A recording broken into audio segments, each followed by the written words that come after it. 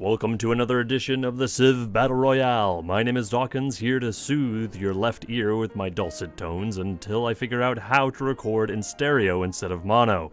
But until then, let's get to it. Hello, and welcome back to the Civ Battle Royale. I hope you all are having a nice day. Today's host is moi, Tony Stone 2001, your friendly neighborhood mod of Civ Battle Royale. Now that the pseudo-pleasantries are out of the way, let's dive right in. I'm damn excited for this one. Big shout out to both Cylon L and Laxoraxoriscal for both creating and continuing to improve this lovely map. Be sure to admire it or perhaps maybe cry tears of joy and happiness. This slide details the relevant wars, so keep this graphic handy if you're ever in need of a reference. Credit to King Philip IV for this one. And with special thanks to our very own power ranking squad and Albinos Ride Dinos, our final preamble slide shows us the civs that are thriving and the civs that are closest to kicking that extremely entertaining proverbial bucket. On with the show. Here we can see that Champa and Burma have made peace. This map shows that the Champanese city of Simhapura is besieged by the elite Nirvana Navy. This purple paradise may soon change its shade. The Vietnamese blockade of the Freedom Tile continues to hold, while Australia sends a cannon and riflemen towards Kyoto, while a caravel circles around ready for a quick recapture if needed. Meanwhile, Kimberly has a trireme circling around the wounded city. It smells like blood. As we can see, a large yellow stream of waterborne invaders from both the south and north are making headways into the Norwegian coastal waters, with Oslo already blockaded. The main Swedish troops are pouring in from the north and west, with Stavanger already damaged. Unless, if this northern war ends soon, Norway's lack of land units will prove to be its downfall. Portugal, ever lazy, has lost a lot of land near Cologne for it to nap in. The Swedes must be feeling ornery to dare provoke the great sleeping giant of Europe. Sweden better be careful. Portugal has 2 galleasses and Lancer at ready to defend the city, although one of these nows may be useful to recapture it. As you can see, the Bucks are attacking Leiria quite adeptly, although Portugal has sent a great musician out to combat the fleet, perhaps by syncing it with its power chords. Meanwhile, Lizzie and her trebuchet wander Carthaginian wastes. The Sibir continue to capture Soviet cities with the fall of Morelia. As you can see from Leningrad's 0 HP, Siberian Airways is both very effective and fast. On a mysterious continent called South America, an endless war continues. However, with the Inca lagging behind in tech, those mountains may no longer be impenetrable.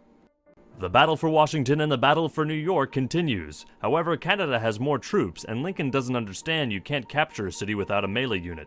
Reports from the World Congress show historical landmarks has passed. Maybe the Canadians can designate the ruins of Washington as one. The defenders of Giges are dug in and will fight to the end, but the Trung Sister cannons may prove too much, even for the mountain stronghold of Tibet. Bam! Simpahura is the newest addition to Sri Lanka's empire. With Champa only having badly wounded privateer nearby, I don't see the city flipping back anytime soon.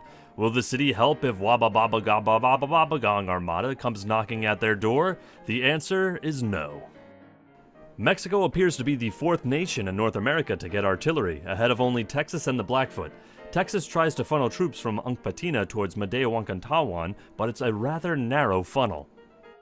The Norwegian Navy at Tromsø is being decimated by the Swedish Regal ship, being a frigate replacement that has plus 20 combat strength in coastal tiles, and that heals nearby land units plus 10 HP per turn. Things aren't looking good for Norway. If any of you live in Tromsø, be sure to tell us how life is under your new Swedish overlords. Leningrad, a city that in real life survived a siege of 872 days, falls to a Siberian Lancer. The combat bonus that Lancers have against cities really just adds insult to injury. I feel that Stalin may be getting sent to the Gulag soon. Out of nowhere, Morocco declares war on the sleeping giant of Iberia. Portugal has the tech and navy advantage, however, and Morocco just embarked a large amount of their units. Ahmad al-Mansur must be smoking hashish.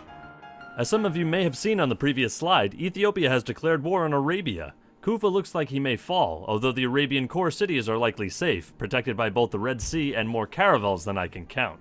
The Texan Navy is still standing strong against the Bucks, with the Texans even stealing the Buccaneer unique unit. The Bucks aren't going to crack this nut anytime soon, and if the Texans go on the offensive, things may go badly for both parties. The siege of Stavanger continues. Norway may be holding strong for now, but Sweden has far more men and far more ships. The great naval battle for Oslo continues with casualties on both sides. Blitzkrieg by strong Soviet troops, both Leningrad and Morelia are back in Stalin's hands. The real question here, however, is for how long? Also, the artillery support for the last Roman legion seems to be lost in the desert. Stavanger continues to lose health while Swedish troops seem to bypass it to attack the capital. This is a risky maneuver and could ultimately lead to their defeat. What remains of Stalin's Arctic colonies are desperately holding on against two incredible forces of nature, the cold of the Arctic wind and the Siberians. Against my expectation, Arabia has not only successfully defended against Ethiopia, but is on the offensive, and the walls of Kufa are still standing strong. Blackbeard himself is leading the attack on Leiria. With the Scourge of the Caribbean leading the attack, the city is soon to fall. Lazy Portugal is getting pressured on both sides, and may have to trade another city to get a peace deal out of this. Iceland better watch out. Maori must be looking to expand its power in the Atlantic. Plus, this look at Oceania shows that if Australia wanted to, New Zealand could be crushed like a stink bug, and it won't smell nice. Simhapura is at 0 health, but with only one Japanese melee naval unit in the area, and with the Nirvana Navy surrounding it, it's unlikely to flip. Sparta continues to attack Rome, and with reinforcements on the way, it's likely to fall. With the capture of Rome, Sparta will be in the lead for capitals. Hawaii decided to adopt the autocracy ideology, while an Inuit submarine looks on. No big surprise here due to the massive ideology pressure that Australia has created. Plus, you can see the tip of the Wabagabagabagong Armada jutting out in the south. I feel this will be the last slide in which Leiria is controlled by Portugal. With only one Portuguese naval melee unit in the area, it seems likely to stay that way. Morelia has been recaptured, and it appears to stay that way. In bigger news, however, the Soviet-Armenian War has finally ended, and them getting Yervantashnacht in the peace deal. Napoleon has just entered the industrial era. If they want a piece of the sweet Portuguese pie, now would be a good time to strike. Cologne, the thorn in France's neck, could finally be removed. Braga is at nearly half health, and the Portuguese are still pushing towards. Was giving Braga to Morocco Portugal's plan all along? Perhaps for the glory of being able to capture and liberate it. The Maori and Kimberley continue to fight in the Coral Sea, with Australian diggers blocking naval moments. Kimberley, though, appears to have the upper hand. Meanwhile, Arabia and the Ayyubids have made peace, turning the Middle East into a happy, conflict-free zone. Washington has almost fallen, and with a Canadian privateer nearby, things aren't looking good for Lincoln. New York isn't likely to fall back into American hands, and the Great Red Flow from the north continues to slowly advance into the heartlands of America. The Texan forces are too far spread to do any real damage, and the Blackfoot are encircling and crushing the Texans, who are fleeing across the lake back to Unkpatina. Many units are dying in the funnel death trap. The frozen Inuit holdings in northern Canada are standing strong. With infantry, planes, and battleships, without a doubt the Inuit are ready to win it. The most technologically advanced civ in North America won't go down without a fight. Leiria has been taken by the Bucks. Up next is Lisbon. Chilean naval forces are in the area for nefarious unknown purposes. Braga continues to lose health with Morocco trying to reinforce it. Washington has flipped back into Canadian hands, and I feel it might be time to play taps for Lincoln and the Union. Albany looks relatively well protected, however, and it may take a few more turns. Kimberley and Maori make peace, and the Coral Sea is no longer running red with blood.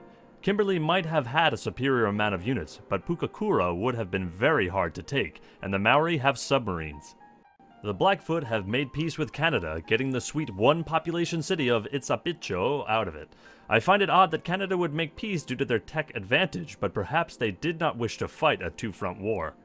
Stavanger doesn't look like it will hold out much longer, and troops are pushing towards Oslo. I don't think Norway is going to last much longer. Alongside with a nice shot of the Icelandic core, we can see that the Inuit have declared war on the mighty Icelandic Empire. Although the Inuit have far more technologically advanced units, navigating their way around icy choke points may seem somewhat difficult. No matter, the prospect of a war over Greenland makes me warm at night, and not just because I wet the bed on occasion. Out of nowhere, Simhapura has been taken back by the Champa. With only one Sri Lankan naval melee unit in the area, I don't think the Nirvana Navy is going to take the city back. The Australian Antarctic colonies are longer strong and well defended. Tamworth looks lovely this time of year. The brave captains of the two Moroccan caravels are fighting against a horde of ships. Their sacrifice will be taught to all Moroccan school children. Stavanger is taken, Bergen is blockaded, and Oslo is taking damage. Norway won't be around much longer, at least I don't believe so. The Buccaneers are pushing towards Dallas, and the Black Flags are destroying the Texan Navy. The Bucs are doing far better than I would think. Stalin may be down, but he isn't out yet. With the recapture of Morelia, he shows that the Soviets would far rather be ashes than dust. The Sibir are still pushing into the motherland, however. Meanwhile, a Hunnic worker is taking a swim. The Champa and Sri Lanka have made peace, with the only thing lost being thousands of lives. Carthage has finally arrived into the industrial era. While still incredibly obsolete, they are far more advanced than the Sofas to the south. After long years of Moroccan occupation, Braga is finally back in Portuguese hands. Meanwhile, Morocco seems to have gotten their unique unit, the Berber Cavalry. This will be useful for defending their homeland from the Boers. The second civ to get planes in the Americas is Brazil. They are rapidly gaining a tech lead and will without a doubt be the most technologically advanced civ in South America. Hiroshima is at 0 HP, with the Yakutian melee units moving in. Also, Yakutia has great war infantry compared to the Inuits' regular infantry. If another winter war happens, the Inuit may have an advantage. The Blackfoot have entered the modern era. Good for the Blackfoot. Meanwhile, they have also made peace with Texas. Also good for the Blackfoot. Lincoln retakes Washington, a city that I expect will flip multiple times, until complete Canadian competition is at hand, or America makes peace. The Sibir have opened up a new front on the northern part of Stalin's empire with Kharkov. Once again, however, the burnt-out ruins of Morelia have flipped back to the Sibir. Sparta constructs the largest middle finger the world has seen, with a beautifully placed citadel outside Mantinea. This will really put the squeeze on Rome and on Portugal as a whole. I'll take that back about the Spartan middle finger. Yakutia has constructed one far bigger. This is really going to make Yakutian-Korean border far uglier looking. Jaghaez has been taken by Vietnam, cutting off the Tibetan northern cities from Lhasa. Tibet needs to take Jaghaez back, or it's going to be hard to defend the northern cities, or for them to defend Lhasa. Hashtag Free Tibet 2016. Rest in peace, Hawaii. As soon as Yakutia crosses the vast Pacific Ocean, Hawaii is going to get destroyed. Hawaii, likely unnerved by Yakutia's declaration of war, receives another declaration of war from Sri Lanka. This could be a relevant war if it wasn't for the 2.97 square million freedom miles that is Australia blocking them. Canada is sending some riflemen down south. Perhaps the Canadian Backdoor Squad was sent to take Boston. The epic battle of green versus red has finally begun, with Australia declaring war on Canada. If only Canada had some coastal cities on the Pacific coast, this could be a problem. Oslo doesn't seem likely to hold out much longer, and Europe's favorite turtle, Norway, may soon be losing their capital city. However, the Swedes don't have a lot of melee units nearby, so they might last a few more turns. Texas has appeared to lower its horns and successfully fend off the Buccaneer invasion. Dallas appears safe for the moment, and the Bucs are being pushed back out of the Gulf and towards the Caribbean. Morelia is about to be retaken, and Kharkov has been taken. In other news, however, Mexico has declared war on Hawaii. Hawaiian Baja will likely soon be in Mexican hands. Waipahu is blockaded, although the many Hawaiian ships nearby may prevent Mexico from taking it for some time. The beautiful M is being sent to Helsinki, and Dank Semiramis is being sent to the elephant capital of the world, Carthage.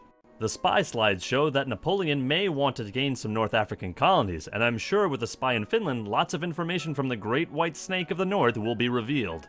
The Inuit have sent the Ice Sheet Fleet down south and decide to attack Canada. With a tech advantage, specifically planes, this could go very badly for Canada. Yakutian Great War infantry is knocking on the gates of Hiroshima. The city could fall shortly, thus shrinking Japan even further.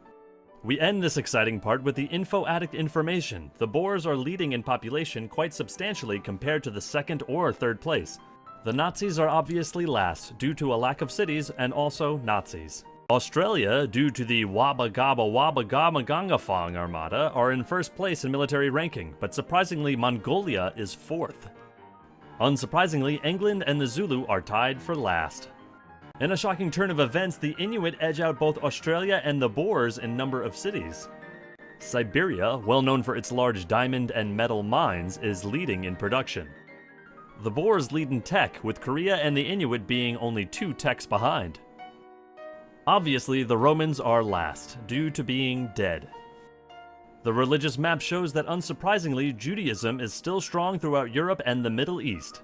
I have been Tony Stone 2001, and I hope you all enjoyed this part of Civ Battle Royale. Credits for the Loser Club go to JRU247.